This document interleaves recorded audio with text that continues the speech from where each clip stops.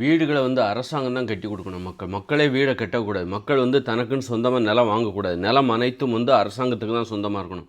வீடு வந்து அரசாங்கம் தாங்க. ஏன்னா வீடை அவங்கவுங்களே கட்டிக்கலாம் அப்படிங்கும்போது அதுவே லட்சியமாக போகுது. இப்போ ஒரு பறவைக்கு கூடு கட்டுறதே லட்சியமாக இருந்த மாதிரி இப்போ பறவைகளுக்கெல்லாம் வந்து கூடு கட்டுறதே லட்சியம் அப்படின்னு கிடையாது. முட்டை விடுறதுக்காக அது கூடு கட்டும். அதுபோல் மனிதர்கள் வீடு கட்டுறதே லட்சியமாகி போச்சு. ஒரு கஷ்டப்பட்டு 60 வயசில் வீடு கட்டுறாங்க. அதான் கனவு அவங்களுக்கு. நாளும் பகலும் வாயை கட்டி வயிற்ற கட்டி பணத்தை சேர்த்து சேர்த்து சேர்த்து 60 வயசில் 65 வயசில் ரிட்டையர்ட் ஆன அந்த பணத்தை வச்சுக்கிட்டு சிலர் சீக்கிரமாக வீடு கட்டுறாங்க, சிலர் லேட்டாக வீடு கட்டுறாங்க, சிலரால் கட்டவே முடியலை. சிலர் வாடகை வீட்டில் இருக்காங்க, வாடகை வீட்டில் கூட வழி இல்லாமல் குடிசையில் இருக்காங்க, தெருவில் இருக்காங்க, வீடே இல்லாமல் தெருவில் டென்ட் அடிச்சுருக்காங்க. அப்படின்னா எவ்வளோ அவலம் பாருங்கள், இதுலேருந்தே தெரியல. அப்போ வந்து வீடு கட்டுறத வந்து கவர்மெண்ட் தான் கட்டி கொடுக்கணும். யாரும் தனி நபர் வீடை கட்டாதீங்க. அதுபோல் வந்து நிலத்தை வந்து யாரும் விலைக்கு வாங்காதீங்க. அரசாங்கம் தான் நிலத்தை விலைக்கு வாங்குறதும் சரி, வீடு கட்டுறதும் சரி, அது அரசாங்கத்தோட கட்டுப்பாட்டில் இருக்கணும். அரசாங்கமே மக்களுக்கு தேவையான வீடுகளை கட்டி கொடுத்துரு. ஏற்றத்தாழ்வு இல்லாமல் கட்டி கொடு. ஒரே மாதிரியான வீடுகளை கட்டி கொடு. ஏனென்றால் இருப்பிடத்தில் ஏற்றத்தாழ்வு இருக்கக்கூடாது. நீ எவ்வளோ பெரிய பணக்காரராக இருந்தாலும் சரி, கோடீஸ்வரராக இருந்தாலும் சரி, உனது இருப்பிடத்தில் நாமெல்லாம் மனிதர்கள் அப்படிங்கிற வகையில் நாமெல்லாம் நம்முடைய வீடுகள் எல்லாம் ஒரே மாதிரியாக இருக்கணும். இப்போ பறவைகளோட கூடுகளை பறவைகளோட கூடுகள் பாருங்கள், ஒரு காக்காவோட கூடு பாருங்கள். நான் ரொம்ப வலிமையான காக்கான்னு சொல்லி பெரிய கூடா கட்டுது. நான் எனக்கு கூடே கட்ட தெரியாதுன்னு சொல்லி எதுவும் கூடு இல்லாமல் ஏதாவது காக்கா இருக்குதா என்ன? அப்போ பறவைகள் பார்த்திங்கன்னா எல்லா கூடும் ஒரே மாதிரி தான் இருக்குது. அதனால் வாழிடத்தில் அவைகளுக்கு ஏற்றத்தாழ்வு இல்லை. ஏதாவது பிற உயிரினங்களில் ஏதாவது ஏற்றத்தாழ்வு வெளிப்படுத்துகிற மாதிரி, ஏற்றத்தாழ்வை வலியுறுத்துகிற மாதிரி அவைகளுடைய வீடுகள், கூடுகள், இருப்பிடங்கள் இருக்குதா பாருங்கள். இல்லவே இல்லை. எல்லாம் சமமாக இருக்குது இருப்பிடங்கள் எல்லாம். ஆனால் நீ வலிமையானவர் என்பதை உன் வீட்டில் காமிக்காத. நாமெல்லாம் மனிதர்கள் என்கிற உணர்வு நமக்கு எங்கே வரும் அப்படின்னா, நீ தொழிலில் வந்து ஏற்றத்தாழ்வார், நீ டாக்டராரு, இன்ஜினியராரு, கம்பவுண்டராரு, விஞ்ஞானியாரு, கோடீஸ்வரர் என்ன வேணாலும் இருந்துட்டு போ. ஆனால் நாமெல்லாம் மனிதர்கள் என்பதை எங்கே நம்ம வலியுறுத்த முடியும் அப்படின்னா வீட்டில் தான். இப்போ ஏற்றத்தாழ்வு என்பது இந்த இயந்திர அறிவியல் உலகில் தொழிலில் தவிர்க்க முடியாது. ஒரு மருத்துவமனை இருக்குன்னா அங்கே ஒரு பெரிய மருத்துவர்கள் வேணும், அதாவது நர்ஸுகள்லாம் வேணும், செவிலியர்கள் வேணும், அதுபோல் கம்பவுண்டர் வேணும், வாட்ச்மேன் வேணும். எல்லோரும் சேர்ந்தது தான் ஒரு மருத்துவமனை. இப்போ மருத்துவமனையில் சமத்துவத்தை, நீங்கள் தொழிலில் சமத்துவத்தை வலியுறுத்த முடியாது. தொழிலில் ஏற்றத்தாழ்வுகள் தவிர்க்கவே முடியாது. ஆனால் எங்கே நம்ம ஏற்றத்தாழ்வு இல்லாத நிலையை உருவாக்க முடியும் அப்படின்னா, நீ என்ன தான் பெரிய மருத்துவராக இருந்தாலும் மருத்துவருக்கு நிறைய சம்பளம் கொடு. நிறைய சம்பளம் கண்டிப்பாக மருத்துவருக்கு சம்பளம் நிறைய கிடைக்கும் போய் தான் அவங்க மருத்துவராக ஆசைப்படுறாங்க. அப்போ சம்பளத்தில் நம்ம சமத்துவத்தை வலியுறுத்த முடியாது. சம்பளம் எல்லாருக்கும் ஒரே மாதிரி சம்பளம் அப்படி வலியுறுத்த முடியாது. ஏன்னா ஒரு மருத்துவருக்கு நிறைய திறமை இருக்குது. திறமைக்கு உரிய மதிப்பை நம்ம கொடுக்கணும். நீ செவிலியருக்கும் அதே சம்பளம், மருத்துவருக்கும் அதே சம்பளம்னா மருத்துவர் என்ன நினைப்பார்? இதுக்கு நம்ம செவிலியராகவே இருந்துட்டு போகலாம், அல்லது வாட்ச்மேனாகவே இருந்துட்டு போகலாம், எந்தவித திறமையும் குறைவாக இருந்துட்டு நமக்கு நிறைய பணத்தை அப்படி. அதனால் சம்பளத்தில் சமத்துவத்தை நம்ம நிலைநாட்ட முடியாது. தொழிலில் எப்படி, திறமையில் எப்படி ஏற்றத்தாழ்வு இருக்கோ அதுபோல் அவர்களுக்கான ஊதியத்திலும் திறமைக்கு தான் மதிப்பு, திறமைக்கு தான் ஊதியம். அதனால் ஊதியத்திலும் ஏற்றத்தாழ்வை நம்ம தவிர்க்க முடியாது. தொழிலில் ஏற்றத்தாழ்வு தவிர்க்க முடியாது. அதே நேரத்தில் நாம் வந்து எங்கே சமத்துவத்தை உருவாக்க முடியும் அப்படின்னா, நாம் வசிக்கிற இருப்பிடங்களில் சமத்துவத்தை உருவாக்க முடியும். எங்கேயாவது நமக்கு வேணும்ல நாமெல்லாம் மனிதர்கள் என்பதை உணர வைப்பதற்கு நமக்கு எங்கேயாவது ஒரு இடம் வேணும். அப்போ வசிக்கிற இருப்பிடங்களை அரசாங்கமே கட்டி கொடு. யாரும் நிலத்தை விலைக்கு வாங்கக்கூடாது. கடைகளை கட்டி வாடகைக்கு விடக்கூடாது. வீடுகளை கட்டி வாடகைக்கு விடக்கூடாது தனிமனிதர். அப்போ வந்து நிலத்தை வந்து வீடு வந்து யாரும் சொந்தமாக கட்டிக்கூடாது. அரசாங்கமே ஒரு மனிதர்களுக்கு இவ்வளோதான் வீடு அப்படின்னு சொல்லி கட்டி கொடுக்கணும். அப்போ அரசாங்கத்துக்கு வாடகை வாங்கிக்கணும். ஏன்னா புதிய புதிய வீடுகளை கட்டணும்ல. அப்போ அரசாங்கம் வந்து நியாயமான ஒரு வாடகையை ஒவ்வொரு வீரிடமிருந்து வாங்கி கொள்ள வேண்டும். ஒவ்வொருவருக்கும் தனித்தனி வீடு கட்டி கொடுக்க வேண்டும். 8 வயசுக்கு மேலாச்சுன்னா அது தனி வீட்டில் இருக்கணும். அந்த வீடு எப்படிப்பட்டதாக இருக்கணும்? உனது வேலைகளை நீயே செய்து கொள்வதற்காக உனக்குன்னு தனித்தனி வீடு இருக்கணும். ஒரு குடும்பம் இருக்குன்னா அதில் 8 வயசுக்கு மேற்பட்ட 4 பேர் இருக்காங்க அப்படின்னா, 8 வயசுக்கு மேற்பட்ட 4 பேர் இருக்கணும். 4 பேருக்கு தனித்தனி வீடு ஒரு குடும்பம் என்கிற அந்த வளாகத்திற்குள் இருக்க வேண்டும். வளருதுன்னா அவரவர் வேலையை அவரவரே செய்ய வேண்டும். அதற்காக தான் ஒருவருடைய வீட்டுக்குள்ளே இன்னொரு கணவன் வீட்டுக்குள்ளே மனைவி போகக்கூடாது, மனைவி வீட்டுக்குள்ளே கணவன் போகக்கூடாது, மகன் மகள் இவர்கள் வீட்டுக்குள் தாய் தப்பன் போகக்கூடாது, தாய் தப்பன் வீட்டுக்குள்ளே இந்த மகன் மகள் போகக்கூடாது. அப்போ தான் அவங்கவுங்க வேலையை அவங்கவுங்களே செய்வாங்க. இல்லைன்னா அம்மா என்ன பண்ணுவாங்க, மகன் வீட்டுக்குள்ளே போய் அவனுக்குள்ள வேலையெல்லாம் செஞ்சு கொடுத்துருவாங்க. மனைவி என்ன பண்ணுவாங்க, கணவன் வீட்டுக்குள்ளே போய் அவனுக்கு தேவையான சட்ட துணியெல்லாம் துவைச்சி போட்டு சமைச்சு போட்டு வந்துடுவாங்க. அப்போ அவங்கள சோம்பேறி ஆக்கிடுவாங்க. அதனால் நல்லது செய்கிறேன்ற பேரில் கெட்டது செய்வாங்க. அதனால் அதுக்காக தான் ஒருத்தர் வீட்டு. அப்போ கணவன் மனைவி எப்படி சிந்திச்சுப்பாங்க அப்படின்னா, கணவன் மனைவி தாம்பத்திய ஒரு அதுக்குன்னு தனி வீடு ஒரு குடும்பத்தில் இருக்கணும். இதான் ஒரு குடும்பம், இப்படி தான் செயல்படணும். ஒரு காம்பவுண்டுக்குள்ளே ஒரு 5 வீடு, 2 குழந்தைகள் தான் பெறணும் அப்படின்னா 8 வயசுக்கு மேற்பட்ட 2 குழந்தைகளுக்கு தனித்தனி வீடு, அதுபோல் கணவனுக்கு ஒரு வீடு, மனைவிக்கு ஒரு வீடு, கணவன் மனைவி இருவரும் தாம்பத்தியம் வைத்துக் கொள்வதற்கு ஒரு தனி வீடு, இப்படி 5 வீடுகள் கொண்டது ஒரு திட்டமிட்ட குடும்பத்தின் ஒரு இருப்பிடமாக இருக்க வேண்டும். இதை அரசாங்கமே கட்டி கொடுக்க வேண்டும். இப்படி நிறைய வீடுகளை கட்டி வச்சிடணும். கட்டி வச்சுட்டு அந்தந்த வீடுகளை வாடகைக்கு விட்டுற வேண்டியது. தேவைக்கு இங்கே நிறைய வீடுகள் இருக்குது, காலியாக இருக்குது. புதுசாக யாராவது வர்றதா இருந்தால் ஒருத்தர் கல்யாணம் பண்ணுறாரு, அப்புறம் அவருக்கு 2 வீடு 3 வீடு தேவை. கணவன் வீட்டுக்குள்ளே மனைவி போட, மனைவி வீட்டுக்குள்ளே கணவன் போட, அப்போ கணவனுக்கு தனி வீடு, மனைவிக்கு தனி வீடு, கணவன் மனைவி இருவரும் தாம்பத்திய வைத்துக்கொள்ளுக்கு தனி வீடு. அப்போ மொத்தம் 3 வீடு. அப்போ 3 வீடு கொண்ட ஒரு காம்பவுண்ட் சுவர், இது வந்து தனியாக இருக்கணும். கல்யாணம் ஆகி வர்றவங்களுக்கு இந்த வீடு நீங்கள் எடுத்துக்கலாம்ப்பா. 3 வீடு கொண்ட ஒரு வடிவமைப்பு. இப்படி அரசாங்கமே வீடுகளை கட்டி கொடுக்க வேண்டும். இப்போ ஒரு குழந்தை பிறந்துச்சு, அப்போ குழந்தை பிறந்தாலும் அந்த தாய் தப்பம் கூட தான் இருக்கணும். பெற்ற தாய் கூட இருக்கலாம், அம்மா அப்பா கூட இருக்கலாம், 8 வயசு ஆகிற வரைக்கும். அப்புறம் 8 வயசுக்கு மேலே அந்த குழந்தைக்கு தனி வீடு கொடுக்கப்பட வேண்டும். அப்போ இந்த 3 பேர் இருக்கிற ஒரு குடும்பத்தில் இப்போ 4வதாக ஒரு 8 வயசுக்கு மேற்பட்ட ஒரு குழந்தைக்கு தனி வீடு வேணும். அப்போ 4 வீடு எங்கே இருக்கோ அந்த குடும்பத்துக்கு போயிடணும், அந்த காம்பவுண்டுக்குள்ளே போயிடணும். இப்படி அரசாங்கமே வீடுகளை கட்டி கொடுக்க வேண்டும். ஏற்றத்தாழ்வே இருக்கக்கூடாது. எல்லா வீடும் வரும். நாமெல்லாம் ஒன்று தான்ப்பா, நீ இன்ஜினியராரு டாக்டராரு எவ்வளோ வேணாலும் பணம் சம்பாதி, ஆனால் நீ வீடுன்னு வரும்போது எல்லோரும் நாமெல்லாம் ஒன்று தான். உன் வீடு ஒன்றும் பெருசு கிடையாது. அப்போ தான் நாமெல்லாம் மனிதருங்கிற உணர்வு அப்போ தான் வரும். பணக்காரன்னா அவர் நிறைய சம்பளம் வாங்கினா அவர் பெரிய வீடு கட்டிக்கிறாரு, பக்கத்தில் உள்ளவங்கள்ட்ட பேச மாட்டார், ஏழைகள்கிட்டலாம் பேசவே மாட்டார். ஏன்னா நீ வேறு நான் வேறு, என் ஸ்டேட்டஸ் வேறு உன் ஸ்டேட்டஸ் வேறு வேற்று அப்படின்னு சொல்லிட்டு அப்போ அந்த மாதிரி தான். அப்போ பெரிய வீடு கட்டணுங்கிற கனவில் ஒருத்தன் 60 வயசில் தான் வீட்டே கட்டுறான். அதுதான் அவருடைய கனவே. ஒரு பறவைக்கு கூடு கட்டுறது தான் கனவு அப்படிங்கிற மாதிரி பறக்காமலே தெரிஞ்ச கதை தான் அது. ஒரு பறவை பறக்காமலே சோர்வாகவே இருந்ததா, ஏன்னா நான் ஒரு பெரிய கூடு கட்டணும், இந்த உலகத்திலே பெரிய கூடு என்னுடைய கூடாக தான் இருக்கணும், அந்த கவலையில் இருக்கேன், அதுக்கான குச்சி எங்கே கிடைக்கும் அப்படின்னு நான் தேடிக்கிட்டு இருக்கேன் அப்படின்னு ஒரு பறவை சொன்ன மாதிரி மனிதர்கள் அப்படி தான் ஒரு கூடு கட்டுறதுக்கு பறவை, ஒரு வீடு கட்டுறதுக்கு மனிதர்கள் 65 வயசு வரைக்கும் கனவு கண்டுட்டு அடக்கிறானு. வாழ்க்கை முடிஞ்சு போனதுக்கப்புறம் அப்போ இதெல்லாம் அரசாங்கம் கட்டி போகுது. ஏன் கூடு கட்டுறதுலாம் உன்னோட லட்சியமாக இருக்கக்கூடாது. சாதாரண வேலை. வீடு கட்டுறதுங்கிறது ஒரு சர்வசாதாரணமான வேலை. அதையே லட்சியமாகிட்டு இருக்கு. அதுக்கு காரணம் அரசாங்கம் தான் காரணம். அரசாங்கம் வீட்டை கட்டி கொடு, வாடகைக்கு விடு, வாடகை எவ்வளோ நியாயமான வாடகையாக மக்கள்கிட்ட வாங்கு, புதிய வீடுகளை கட்டி கொடு. அப்போ வீடு கட்டுறது உன்னது கனவாக இருக்காது, உன்னது லட்சியமாக இருக்காது. என்னுடைய வீடு எனக்கு வீடு கட்டணும் அப்படிங்கிறது தான் ஒரு லட்சியமாக இருக்குது. இப்போ வீடு கட்டுறது அரசாங்கமே கட்டி கொடுத்துட்டா அப்போது உன்னது லட்சியம் என்ன? வீடு தான் அரசாங்கமே கட்டி கொடுக்குதுல்லப்பா. எவ்வளோ வீடு இருக்குது போய் எடுத்துக்கோ, கட்டி வச்சுருக்குது. உனக்கு எல்லா வீடு நிறைய வீடு காலியாக இருக்குது, நிறைய பேர் குடித்தனம் இருக்காங்க. உனக்கு 3 பேர் கொண்ட வீடு வேணுமா? உங்கள் வீட்டில் எத்தனை பேர்? நானும் கணவன் மனைவி 2 பேர் தாங்க, இப்போ தாங்க கல்யாணம் ஆச்சு.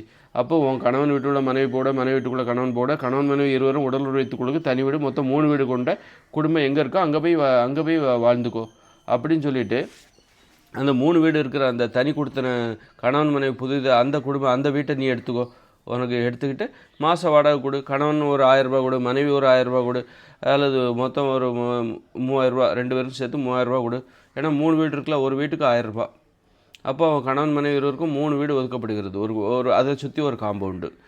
அப்போ அதுக்கு ஒரு 3000 ரூபா கொடு. அப்போ அந்த மாதிரி அந்த பணத்தை வச்சு, இந்த வாடகை பணத்தை வச்சு புதிய வீடுகளை கட்டி கொடுத்துக்கிட்டே இருக்கணும். இந்த மாதிரி இப்போ வந்துச்சா 3000 வந்துச்சு. அப்போ இப்போ கணவன் மனைவிக்கு இப்போ ஒரு குழந்தை பிறக்குதுன்னு வச்சுக்கோங்க. அந்த குழந்தை 8 வயசு ஆகிற வரைக்கும் அந்த கணவன் மனைவி வீட்டுக்குள்ளே, அப்பா அம்மா வீட்டுக்குள்ளேயே அந்த குழந்தை வளர்கிறது. 8 வயசு வரைக்கும் அந்த குழந்தைக்கு கற்றுக் கொடுக்கணும். சமைப்பது எப்படி, துணி துவைப்பது எப்படி, வீட்டை தூய்மையாக வைத்துக்கொள்வது எப்படின்னு கற்றுக் கொடுக்கணும். கற்றுக் கொடுத்ததுக்கு அப்புறமா 8 வயசுக்கு அப்புறம் நானே சமைச்சிப்பேன், நானே என் துணியை நானே சூப்பராக சமைச்சிப்பேன் அப்படின்னு சொல்லிட்டு அந்த குழந்தை நம்பிக்கை வரும்போது அந்த குழந்தைக்கு தனி வீடு. இப்போ அந்த 3 வீடு இருக்கிற அந்த குடும்பத்தில் இப்போ 4வதாக ஒரு வீடு தேவைப்படுது. அப்போ 4 பேர் அப்போ அந்த வீட்டிலே கட்ட முடியாது. ஏன்னா அதுக்கு ஒரு காம்பவுண்ட் போட்டாச்சு. அது 3 வீடு கொண்ட குடும்ப காம்பவுண்டு, அவ்வளோதான். அதை நீ இடிச்சிட்டு அங்கே ஒரு வீடெல்லாம் கட்ட முடியாது. அப்போ 4 வீடு இருக்கிற ஒரு வீட்டுக்குள்ளே நீ போயிடு. அங்கே பக்கத்தில் வேறு எங்கேயாவது கவர்மெண்ட் கட்டி வச்சுருக்கணும். இப்போ உனக்கு அடிஷ்னலாக ஒரு வீடு தேவைப்படுது. ஏன்னா 8 வயசு ஆகிடுச்சு குழந்தைக்கு. இப்போ 4 வீடு கொண்ட ஒரு குடும்ப காம்பவுண்டு தேவைப்படுது. அது அந்த இடத்துல காலியாக இருக்குது, அந்த தெருவில் காலியாக இருக்குது, நீ போ அங்கே அப்படின்னு தெருவையும் நம்ம திட்டமிட்டு வடிவமைக்கணும். ஒரு வீட்டை எப்படி நான் சொல்கிற மாதிரிலாம் இப்படி தான் வந்திருக்கணும். மனிதர்கள் இப்படி தான் வாழ்ந்து கடந்து வந்திருக்கணும். சரியான வழியில், நேர்மையான வழியில் கடந்து வந்திருக்க வேண்டும். தப்பான வழியில் வந்ததுனால தான் ஆடம்பரம், நோய்கள், அப்புறம் நம்மலாம் நிம்மதியாக நேர்மையான வழியில் வந்திருக்க முடியும். நம்ம தப்பான வழியில் இந்த வாழ்க்கையை கடந்து வந்ததால் தான் நம்ம இந்த மாதிரி அவஸ்தைப்படுறோம். போர்கள், நோய்கள், குற்றங்கள், அநீதிகள், ஆடம்பரம், ஏற்றத்தாழ்வு, சாதி, மதம், குப்பை, லொட்டு லொசுக்குன்னு இப்படி கஷ்டப்படுறதுக்கு காரணம் தப்பான வழியில் வந்துட்ட. நீ தப்பான வழியில் போயிட்ட. அந்த வழியில் போனால் இப்படி தான்ப்பா அப்படிங்கிற மாதிரி சரியான வழியை தான் நான் எப்படி நான் என்ன நினைக்கிறேன் அப்படின்னா, இந்த இவ்வளோ மனிதர்கள் துன்பப்படுறாங்களா வரலாற்றில், இதெல்லாம் தவிர்க்க முடியாதா? அப்போ எப்படி வந்திருந்தால் இவங்க சரியாக வந்திருப்பாங்க, இதற்கெல்லாம் என்ன தீர்வு அப்படின்னு பார்க்கும்போது அந்த தீர்வில் ஒரு தீர்வை தான் நான் முன்வைக்கிறேன். பல தீர்வுகள் இருக்குது, என்னுடைய வீடியோக்களை தொடர்ந்து பாருங்கள். அப்படி இருக்கும்போது நான் அதில் ஒரு தீர்வை தான் முன்வைக்கிறேன். வீடுகள்லாம் அரசாங்கமே கட்டி கொடுத்துரு. இன்றைக்கி என்ன பண்ணுறான் அப்படின்னா, வீடை வாடகை கட்டி விட்டு, கடையை வாடகை விட்டு உட்காந்தே திங்கிறான். ஒருத்தன் என்னடான்னா 3000 ரூபாய்க்கும் 4000 ரூபாய்க்கும் கஷ்டப்பட்டு உழைக்கிறான். இன்னொருத்தன் என்னடான்னா எங்கள் அப்பன் சம்பாதிச்ச சொத்து அப்படி இப்படின்னு சொல்லிவிட்டு அதை விற்று ரியல் எஸ்டேட்னு நிறைய சம்பாதிக்கிறான். உட்காந்தே சம்பாதிக்கிறான். வீடையும் கடையும் கட்டி விட்டு வாடகைக்கு விட்டு நல்ல டிவியை பார்த்துவிட்டு மாதம் 1ஆம் தேதினா வாடகை வாங்கிட்டு அவன் நல்லா பிழைக்கிறான். இங்கே என்னடான்னா வேலை இல்லாமல் நிறைய பேர் இருக்கான். 3000 ரூபா சம்பளம். அப்போ இந்த மாதிரி ஏற்றத்தாழ்வுலாம் இருக்கக்கூடாது.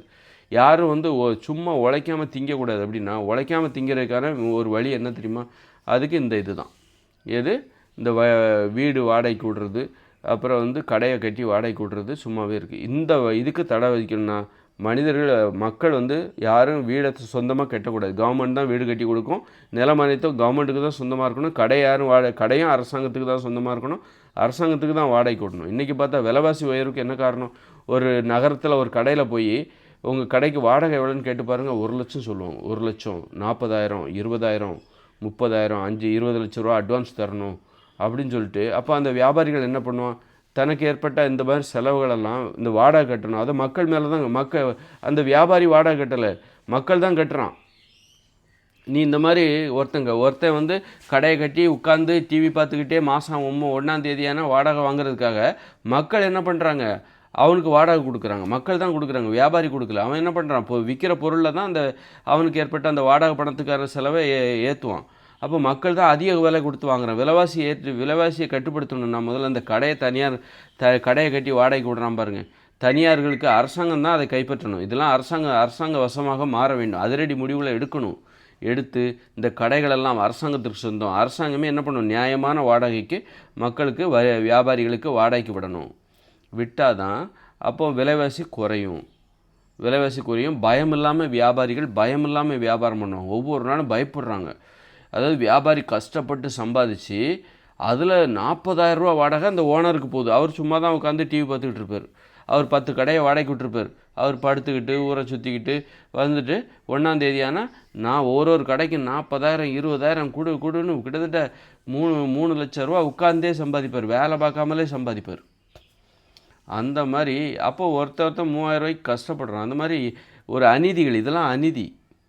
நம்ம அநீதி அதை காணாமல் போயிட்டுருக்கோம். எல்லாருக்கும் என்னென்னா, இது பார்த்து அநியாயத்தை பார்த்து கோவப்படுறதுக்கு பதிலாக நாமளும் இந்த மாதிரி உஷாராக இருந்தால் 10 கடையை வாடகைக்கு விட்டுருக்கலாமேன்னு ஆசைப்பட்றேன். அதனால தான் இப்படி அநீதியை பார்த்து நீ கோவப்படணும். அதுக்கு பதிலாக நீ என்ன பண்ணுற? நாமளும் அதே அநீதி செய்கிற ஒரு இடத்துல நாமளும் இல்லாமல் போயிட்டோமே, அவனை பார்த்து பொறாமப்படுறோம்.